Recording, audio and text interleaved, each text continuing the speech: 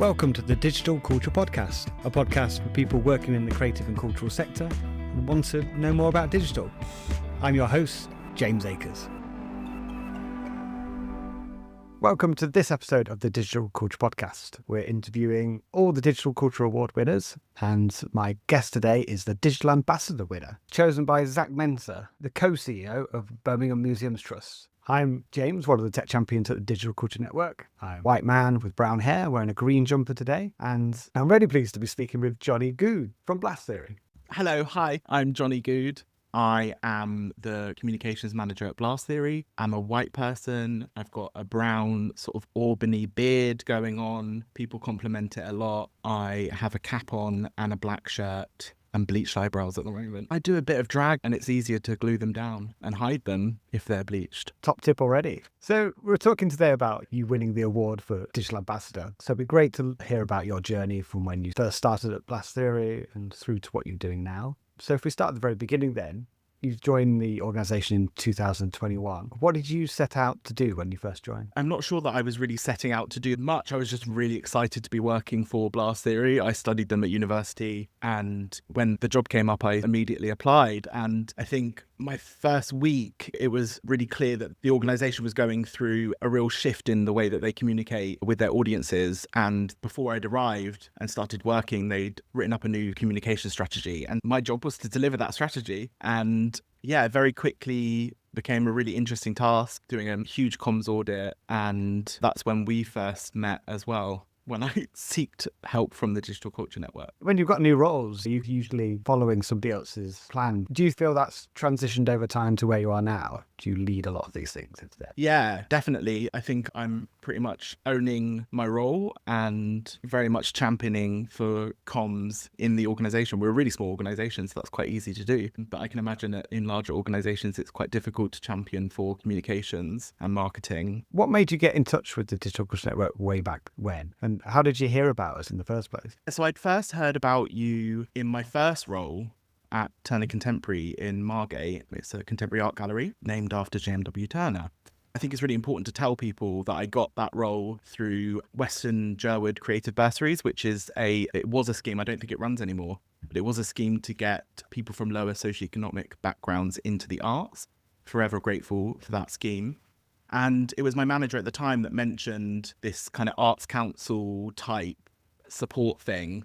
I never took the opportunity to reach out to you guys, but it wasn't until my manager at Blast Theory mentioned it, and I was looking to get into data management and having a digital data dashboard. And that's when I stumbled across you, James. Yes, and it's been fantastic since then to see your journey. I can remember when we first got in touch, you'd started building these dashboards already, pulling different data sets together. What made you want to do that?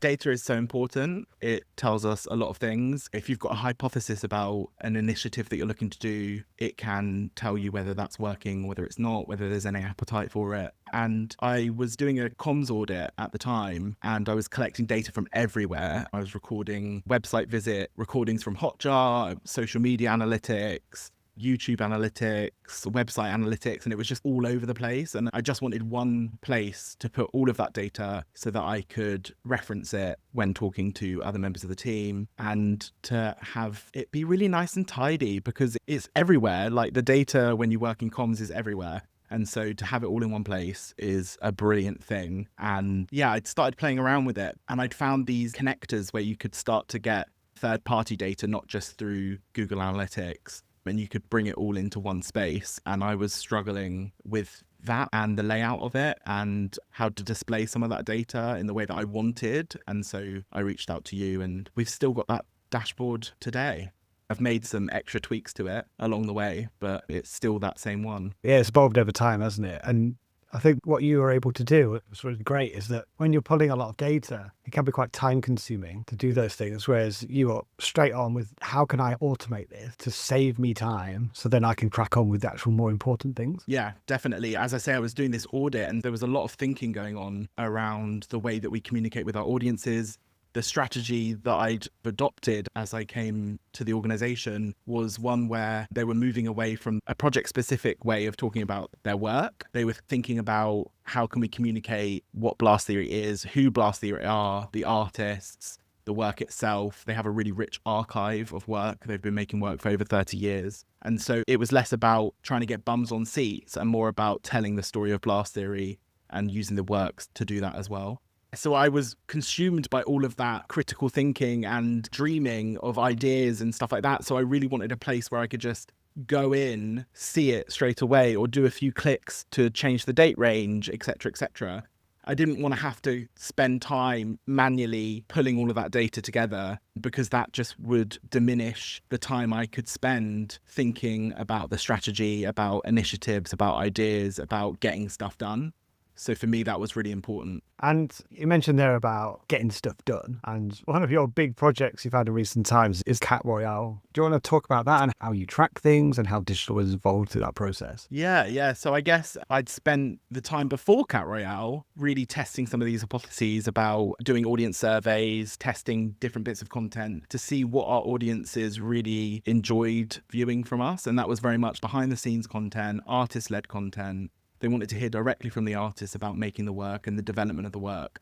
And they wanted to see the work being made as it was being made, and not just this kind of, here it is, here's the finished thing, it's all glossy, and like this photo. They wanted to see all the inner mechanics of what it takes to develop an artwork. And so with Cat Royale, we very much did start telling that story from the start.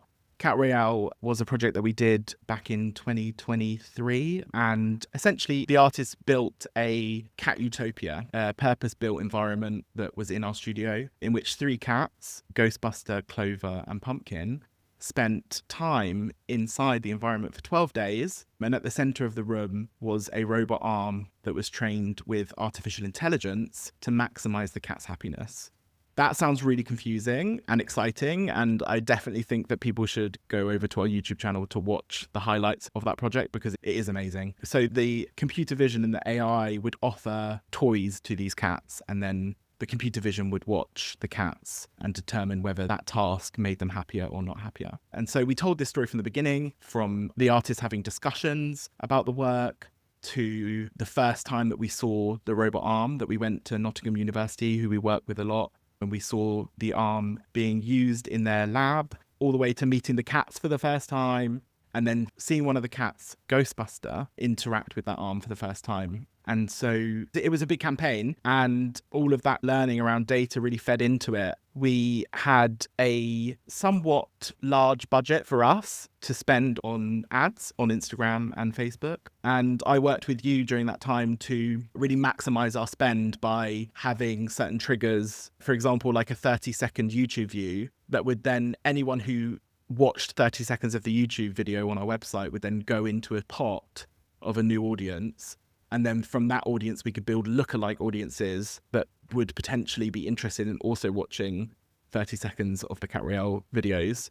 And yeah, it was hugely successful for us. I can't remember how much we spent in total. I think it was around 3K. But out of that, the paid campaign was seen by 1.3 million people. Of that, 660,000 people engaged with the campaign by either watching it, liking it, or commenting on it.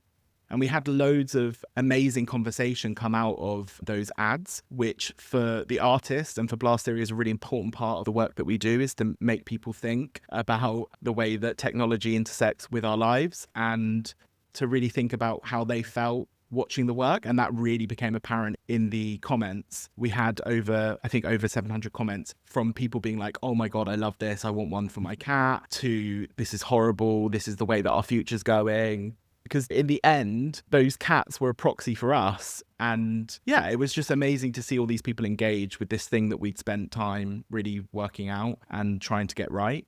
It's such an amazing project. And as you say, it speaks to that current tension we have with AI. Mm-hmm. And there was a good dialogue, wasn't there, throughout that whole process with your audience about whether it's right or wrong and all of the things around that. And if people do want to watch it, I do recommend go to your YouTube channel watching it, because one of the highlights for me was the highlights that you narrated in a Big Brother style. Yeah, so I guess the project had 2 main outcomes, and one was the live stream that went to a festival in Australia, and then there was the highlights that I ended up doing the voiceover, and yeah, it was good fun. I got a lot of compliments with people saying, is this a voice actor?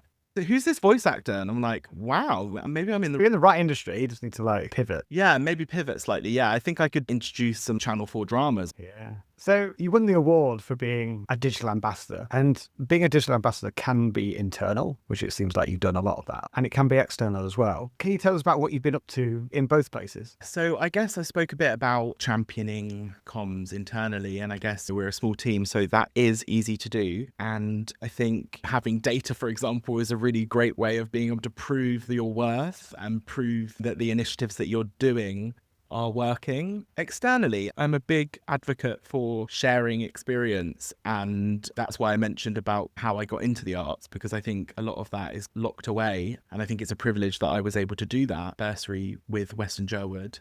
And throughout my time at Blast Theory, I've taken part in talks. We have an event that is run by an ex-artist of Blast Theory, Far, who runs an event called Potluck, which is for young creatives and early career artists in Brighton and the surrounding areas that can come to an event we host here at the studio every 2-3 months. When you bring a dish and we all eat and have fun, and Ju delivers a sort of themed event. So I think the last one was techniques around book binding, which is really cool. But we've also had other ones around making kimchi or going for a walk and thinking about audio outside. They're amazing. But also, yeah, I've done talks at MA a couple of times, the Arts Marketing Association conference. Probably my biggest achievement is delivering the talk I did last year on the stage that ABBA won the Eurovision. That for me was amazing. And yeah, I just think it's really important to continue to talk and share learnings around what you do, and especially in comms where everything's changing. Algorithms are constantly changing on social media. It always feels like we're on the back foot a bit and trying to keep up. And I think by sharing knowledge, you're able to stay up to date. So you mentioned at the beginning that aside from your work, you have a drag act as well. When I speak to people at events and things like that, they can't imagine themselves being on stage and talking about their projects and the things that they've done. There's a distinct lack of confidence in doing that. Do you have any tips for somebody coming into that for the first time and presenting themselves and talking about projects in that way? Yeah, it's interesting because when I perform on stage in drag or as a performer or playing a character, it's very different because you're not yourself on stage, you're embodying someone else. So it's a lot easier to feel less nervous and more confident because you're pretending. And I won't lie, doing my first conference at AMA, I was terrified. I couldn't believe that someone in my role, in my career, I'm 32 and I would have been like 29 or 30 when I first did my talk. I'd only had a few jobs in the arts and I just couldn't believe that anybody would want to listen to my experience and what I had to say. I just thought that there were other people to do that. But now I feel like it's the opposite. I feel it's really important to hear from the perspective of different people in different roles, maybe more junior roles. And I would say to people who are nervous about doing that to go for it, because I've learned so much and I've met so many cool people from doing it. As soon as you step off stage and people come up and ask really interesting questions and want to get in touch, and you have meetings with other organizations and you share more knowledge, and I think it's just a really brilliant experience. But I would not think about it too much, not get so in your head about it. Practice it a few times with members of your team. And I would say, try and imagine watching yourself on stage. And when people are nervous and you're sat in the audience, you're not thinking, oh my God, this person has fluffed everything and it's a disaster. You're cheering them on. You might be silent about it, but you're there hoping and wanting them to do their best. Yeah, don't be nervous, but it's impossible not to feel that way. But the nerves will get you through it. I think that's one of the things that's stuck with me over the years is because I started this role 2019, and the thought of me going on stage and talking, and like we're tech champion specialists in our areas, but getting in front of people is hard. Putting yourself out there and talking with confidence. And we've had training over the years, which has really helped all of us across the team. But yeah, the one thing that stuck with me is that the people that are watching you want you to succeed. Yes. They don't want to be bored. They might have seen quite a few boring talks already that day. So if you can be entertaining and get across some really tangible things, people will respond to that and they'll support you through it. Yeah, especially at a talk or a conference, they're sat down wanting to learn something. So you've already sold them. It's not like they're coming to watch a theatre production and they haven't quite decided whether it's going to be good or not. They're there being like, I want to learn something. I'm eager for you to succeed because I will walk away with something, with additional knowledge, with a new way of thinking. So yeah, think about that when you're up there because it does help. So we talked about you doing talks, and watching you at the AMA was really amazing to see. It's a really interesting project with the Cat Royale. The content was there, and you personally speaking about it was really engaging. You mentioned there about talking to other people after the talk and sharing knowledge with organisations. Is that something you do as well? I guess less talking to other people, but within our comms itself, we have done certain series on Instagram or TikTok where we try to share knowledge around the ways that we work at Blast Theory. We're very keen as an organisation to share knowledge, and I think as a small organisation that's been working for a long time, we've got quite a unique way of doing certain things. We've shared, for example, a template budget for people to use. We've shared the way that we do a workflow when recording content. So our edit suite workflow and how we save things and how we keep things ordered. Yeah, we've done a lot of that, which I think is really useful for not only other people working in organizations, but also like artists and early career artists and young people that are looking to get into their practice a bit more and using some of those things in order to stay on track. Because it's not just about being creative, there's a lot of admin behind that kind of stuff. And so, yeah, I hope that's also really useful for people preaching. I can remember at that talk at the AMA, you're really transparent about how much you've spent. And I think that transparency really helps people understand and then contextualize it for themselves. Because if you're in a talk and somebody's going, oh yeah, we spent £500 million on advertising, you're like instantly disengaged because that doesn't relate to me. I've not got that type of budget. And you were working with much smaller budget, but having these really good results from the activity you were doing because you were so targeted. And sharing that journey and being transparent, I think, is so important. Definitely. And I think one thing that I try to be as much in my life and my work life is transparent. I think it's super important because, like you say, in terms of ad spend, for example, is part of the equation that shows you, along with the results, how much and how you get that stuff done. And I think if you're not sharing all of that information, then you are still withholding and gatekeeping some of that knowledge. It's still something that you're unable to understand fully. And that goes, like I was saying earlier, about the series that we shared. I've been part of a couple of articles on the Digital Culture Network website, and one of them was around crisis comms. And so we did a massive crisis comms plan and a lot of thinking around crisis comms for Cat Royale because we're working with animals and we want everybody to be really clear on the way that the animals were part of that project. And we had to be prepared that some people might get in touch and voice some concerns around that. Luckily, that didn't really happen. But as part of that article, I said, here's the crisis comms plan for Cat Royale. And I passed it to my manager and I was like, should we remove some of this information around the comments that some people shared or the ones that we anticipated? And she was like, no, it should be exactly as it is. Obviously, we removed any names or anything like that. But I think that extra information in a template like that really gives you the full understanding of how to use something and how to make something work effectively. So if anybody wants to find out more about Blast Theory and the work you're doing, where should they go?